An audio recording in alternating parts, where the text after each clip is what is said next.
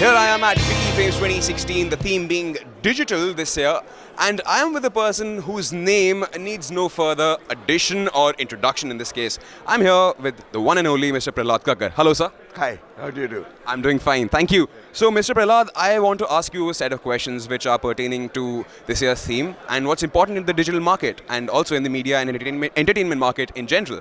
So, my first question to you would be, do you think there's a clear divide towards intellectualism and mass entertainment with the advent of digital media? In our business, we call intellectualism wanking. Aptly put. If intellectualism does not apply to mass engagement and with the lowest common denominator, then it is of no consequence because it remains in the corridors of academia. Okay?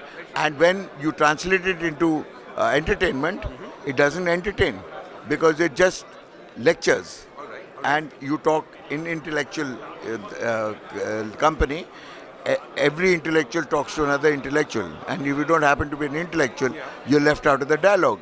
So what's the point of intellectualism if it actually doesn't reach the sweating millions? Yes. So intellectualism by itself, as I said, is khud khushi. Aptly put, sir. Okay? So if applied properly, and if intellectual themes are applied properly, and there are lots of cases of that in today's entertainment, from the kind of filmmakers that we are getting, the subjects that we are looking at, the biographics that we are looking at, and the inspiration that comes from there is eventually based in intellectual research, but translated into mass media. Translate into a more massy approach rather than an intellectual approach. All right, but moving on to the next question, sir. What's that one thing you really want to see change? Like that one change you want to really see happening in the media and entertainment sector?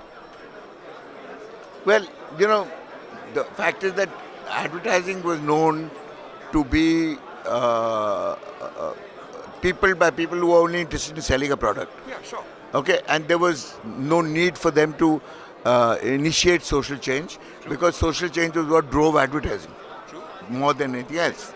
But if you look at today's advertising, you'll find that almost 40% of it has something to do with social change and initiating it. And that's very bold and very big because it's ahead of its time.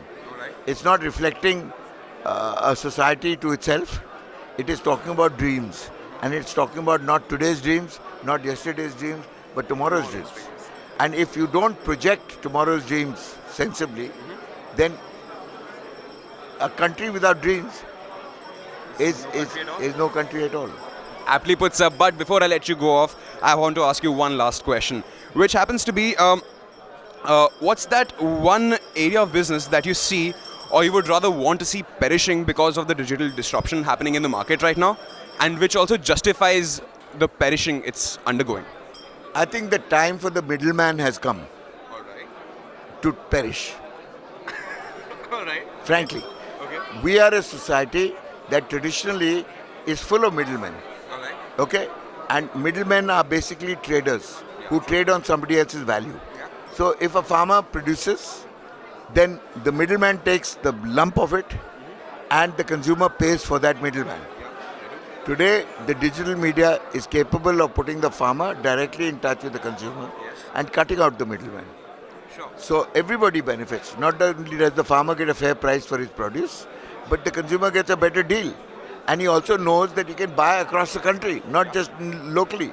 So if there's a shortage or if there's a drought in one particular area, he can then switch to another particular area and see that he gets his sustenance for whatever it's worth. Same of industry, same of trade, same of everything else. The time for the middleman has come to demise. And digital media, and more than that, social media and the internet is going to help putting the last nail on its coffin. All right. Thank you, Prahlad, sir. It was a pleasure talking to you. Let's hope you have a great time here at FICCI Frames 2016. Thank you, sir.